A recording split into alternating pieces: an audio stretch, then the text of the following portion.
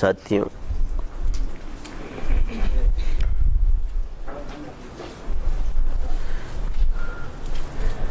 اللہ تعالیٰ کی حکمتیں ہیں ہر چیز کے اندر پوشیدہ ہے۔ کائنات میں کوئی چیز اللہ نے بیکار پیدا نہیں فرمائی۔ ربنا ما خلقت ھذا باطلا سبحانک فقنا عذاب النار۔ تمام علوم کو تقسیم کیا، اس کی ترتیب کو تقسیم کیا، علت میں اس کو علوم رکھا اور اصطلاحات اس کی بدل دی۔ بس جس ذرائع سے اس کو اختیار کیا گیا اسی چیزوں کے اندر اس کے راز کو پنہا بھی کر دیا۔ یہ اس کی حکمتیں ہیں، وہی جانتا ہے۔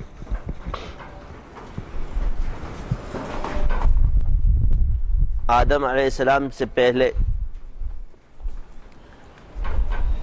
جب وہ دنیا بنانے کا ارادہ فرماتے ہیں اور کائنات میں سب سے پہلے، تو ایک عجیب ترتیب دیکھو کہ آپ اللہ تعالیٰ پہلے زمین کو بچھاتے ہیں، آسمان بعد میں بناتے ہیں۔ یعنی اس سے ایک بات صاف ثابت ہوتی ہے، ایک ترتیب کے نیچے سے ہی اوپر جایا جاتا ہے۔ پہلے بچھونا آتا ہے، پھر چھت آتی ہے، کہ اللہ تعالیٰ نے ہمارے لیے زمین کو بچھایا، پھر آسمان کو چھت بنایا۔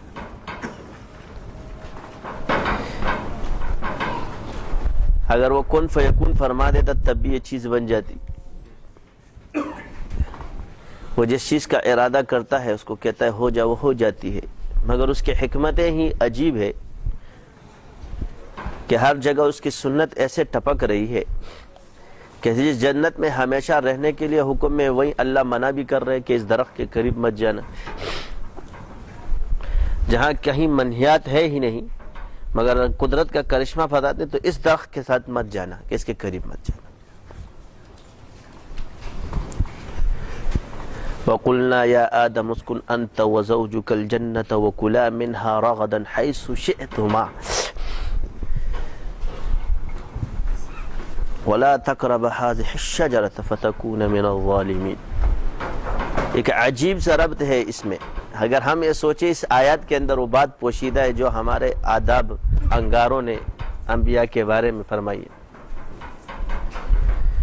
کہیں بھی اللہ اگر جنت کا بیان فرماتے ہیں تو جب تک اعمال سے پہلے بعد ہے تو ہمیشہ رہو گے، اور اعمال سے پہلے تو کیا فرما رہے؟ جہاں جب تک تم چاہو، جب تک تم چاہو، یعنی یہ مسکن تھا ان کا عارضی، آنا تو ادھر ہی تھا۔ کیوں کہ فرما دیا انی جاعل فی الارض خلیفہ، بنایا تو آپ کو زمین کے لیے، خلافت تو زمین میں آئے گی، لیکن اس وقت تک تھوڑا آرام کر لو جنت۔ یہ اس کی حکمتیں ہیں، وہ جانتا ہے۔ ہر چیز کے اندر تو اس سے ثابت ہوا کہ اعمال سے پہلے اللہ تعالیٰ اس کو ایک ایسی ترتیب اور ایسی خوشخبریاں یا ایسا سکون دیتا ہے کہ اس کی رغبت، اور وہ چیز پھر اس سے چھین لیتا ہے کہ اس کی رغبت اس چیز کی طرف دوبارہ آ جائے، اور اس کے بعد یہ مجاہدے شروع کرتے ہیں۔ جیسے کسی کو محبوب تو مل جاتے ہیں اور وہ محبوب اس سے بچڑ جائے تو پھر اس کی تگودوں میں وہ لگا رہتا ہے، تو سکون کی تلاش میں کہ آخر میں نے کیا کیا ہے۔ مگر اس میں ایک بہترین راز دوسرا بھی ہے کہ اللہ تعالیٰ کی حکمتوں کے اندر دیکھیں کہ انبیاء سے تو لرزش ہوئی ہے یا لغزش ہو گئی، اس لغزش کی وجہ سے وہ کتنا رو رہے ہیں، اور شیطان نے بھی گناہ کیا۔ اب دیکھو ایک ہی چیز ساتھ ساتھ چل رہی ہے، یعنی یہ نیکی اور بدی ایک ساتھ پیدا ہو رہی ہے۔ فَأَلْهَمَهَا فُجُورَهَا وَالتَّقْوَىٰ، شیطان تو پہلے آ گیا۔ مگر حکمت دیکھیں کہ جب ابلیس نے وہ کی تو وہ اپنی غلطی پر ڈٹ گیا، اور آدم علیہ السلام جب آئے تو اللہ تعالیٰ نے ان کو الفاظ سے کہا، تو پڑھتے ربنا ظلمنا انفسنا وان لم تغفر لنا وترحمنا لنکونن من یعنی بندگی یہ ہے کہ آپ نے اپنی غلطی کی طرف دیکھنا ہے، اس غلطی کو رب کی طرف نہیں پھیرنا، ادھر مت جانا، یہ میں نے کیا ہے، میں نے کیا ہے۔ کتنے سال روتے رہے، 40 سال اور پتہ نہیں کتنا عرصہ روتے رہے، مگر یہ پیدا ساتھ ساتھ ہو رہے۔ تو غلطیوں پر اصرار کرنے والے لوگوں کی تباہی ہے۔ اصرار بمانا انکار کے نہیں، انکار کرنے والے۔ اصرار بمانا ایک ہوتا ہے جو گناہ کرتا ہے، توبہ کرتا ہے، یہ تائبین میں سے ہے، یہ اصرار والوں میں سے نہیں۔ ایسے لوگوں کو اللہ نے یا عبادی الذین اسرفوا فرمایا ہے، جو اپنی جانوں پر ظلم کرتے ہیں۔ پہلے بندگی کو مقدم کیا اور ان کے اس کو مؤخر کیا، یعنی بندے سے نہیں نکالا۔ میرے بندے اگر تو جس وقت وہ گناہ کر رہا تھا اس وقت بھی اس کو عبادی ہی فرمایا، ابھی میری بندگی سے باہر نہیں ہے، تو نے اپنی جان پر جو ظلم کیا ہے اللہ کی طرف لو۔ اور توبہ تو انسان اللہ کے لیے نکالتا ہے، کہ ہم مخلوق کے لیے توڑی کرتا ہے کہ لوگ مجھے اچھا کہیں، لوگ ہمیں برا کہے یا اچھا کہے، اس کو چھوڑ دو۔ ہم نے توبہ اللہ کے لیے کی، عبادت بھی اللہ کے لیے کر۔ جب میں یہ کہوں کہ یہ عبادت میں لوگوں کے لیے کر، تو پھر مجھ میں ریاکاری آ گئی، مجھ میں بندگی نہیں آئی۔ اور وہ معاف کرے یا نہ کرے اس کی مرضی، تیرا کام تو صرف مانگنا ہے۔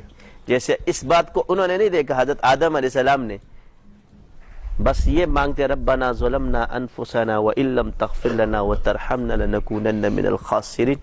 اس بات پر ایک عجیب شعر ہمارے رحمان بابا نے فرمایا ہے، فرماتے ہیں کہ چد فراق اخ کو دے پسترگ جوڑ نکی لارے تپکم خلازمد مین داوے دارے، یعنی جو تیرے فراق جو اللہ اور درمیان دل بندے کے درمیان ہوا ہے، یہ توڑ پیدا ہوا ہے یا یہ جدائی جو پیدا ہوئی ہے، اس جدائی کی وجہ سے تیری آنکھوں کے اندر تو رستے نہیں بنے، جن آنسوں نے تیرے رستے نہیں بنائے، تو تو کس دلیل سے محبت کا دعوے دار ہے؟ بات یہ ہے کہ حکمتیں ہیں اس کی، بس انبیاء نے اپنی لغزشوں سے سیکھا، محفوظ دوسرے کی غلطیوں سے سیکھتا ہے، اور تائب اپنے گناہوں سے سیکھتا ہے۔ ہر انسان کی غلطیوں کا مزاج جدا ہے، کچھ لوگ دوسروں کی غلطیوں سے عبرت لیتے ہیں، کچھ لوگ اپنی غلطیوں سے عبرت لیتے ہیں۔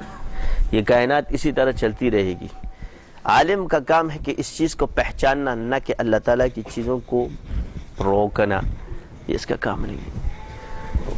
یہ اتار چڑھاؤ بھی جب بگاڑ پیدا ہوتا ہے زمانے کے اندر، تو کوئی نہ کوئی اللہ اس کو اٹھا دیتا ہے اور اس پورے اس پہ پانی پھروا کے رکھ دیتے کہ یہ چیز غلط ہے۔ ہر طریقے سے اور ہر طرف سے اعتدال کا ایک راستہ ہے جو اللہ تعالیٰ کی طرف سے انسان کو، حکمت کی آنکھ رکھنے والوں کو پتہ چلتا ہے۔ اگر دیکھا جائے تو دیکھو صحراؤں کے اندر انبیاء کو اتارا گیا ہے۔ مجھے تو ایسا لگا، لیکن میرے ایک شاگرد نے پھر احادیث سنا کہ آدم علیہ السلام کو ہند کی زمین پہ پہلے اتارا گیا، اور بعض بزرگوں کی رائے ہے کہ دیوبند کی زمین پہ ہی اترے تھے۔ اب مزاج چشت بھی وہی ہے، کیونکہ آدم علیہ السلام کے قدم پر تو واقعی ہندوستان اور پاکستان کو دیکھا جائے تو اس میں چشتی سب سے غالب ہی چلتا رہا ہے آج تک، کیونکہ اس سلسلے کا مزاج جو ہے رونا چشت میں سب سے زیادہ ہے، تو آپ سب سے زیادہ روئے۔ یہ مزاج جو سلسلوں کے قدم ہے، یہ انبیاء کے قدم پر، کہ کس نبی پہ کس کے قدم۔ خواجہ معین الدین چشتی رحمۃ اللہ علیہ بھی یہاں ہیں، آپ اس سلسلے کے امام ہیں، اور آپ کو ہندوستان کی سرزمین میں دفن کیا گیا۔ حالانکہ بڑے سے بڑے اکابر جو اس سے بڑے درجے کے بزرگان دین بھی مدفون ہیں وہاں پر، مگر نہیں، جو سلسلے کا امام ہے ان کا نام زیادہ ہے۔ مجدد الثانی رحمۃ اللہ علیہ سلسلے نقش بندیہ مجددیہ کے بڑے، لیکن آج تک آپ لوگوں نے اتنا نام ان کے قبر کا نہیں سنا ہوگا